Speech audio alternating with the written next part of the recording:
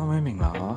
လာမယ့် fracture ဝါကမှာကိုနှစ်သက်သဘောကျတဲ့ King Queen selection တွေကိုဘယ်လိုပုတ်ပေးရမလဲဆိုတာသိပြီးကြပြီလားပထမဆုံးအနေနဲ့ Wakan ticket မှာပါတဲ့ QR code ကို scan ဖတ်လိုက်မယ်ဆိုရင် voting ပေးလို့ရတဲ့ website လေးကိုရောက်သွားမှာဖြစ်ပါတယ်ဒီ page လေးမှာတော့ meter တစ်ခုချင်းစီရဲ့ King Queen ပုံတွေကိုတွေ့ရမှာဖြစ်ပါတယ် Start voting ဆိုတဲ့ button လေးကိုနှိပ်ပြီးတော့ ticket မှာပါတဲ့ pin code လေးတွေကိုဖြည့်ပေးမယ်ဆိုရင်ခုလိုမြင်တွေ့ရမှာဖြစ်ပါတယ်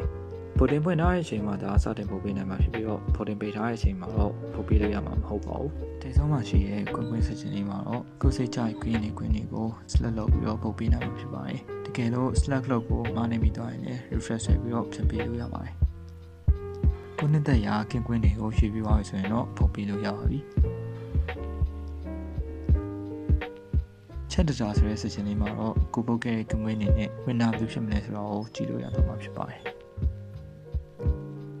Footy ကိုမော်ဆွဲဆက်ချင်မှာတော့ QR code လေးကိုပြပြီးတော့မဟုတ်ဆိုင်နေမှာမဟုတ်သွားစားနိုင်မှာဖြစ်ပါတယ်။ဒီနှစ်က e-purchase အနေနဲ့ distance center ဖြစ်တဲ့အတွက်မဟုတ်ဆိုင်ကိုသွားတဲ့အခါမှာ physical ticket လေးတွေကိုလည်းတပါးလေးယူသွားဖို့တောင်းဆိုချင်ပါတယ်။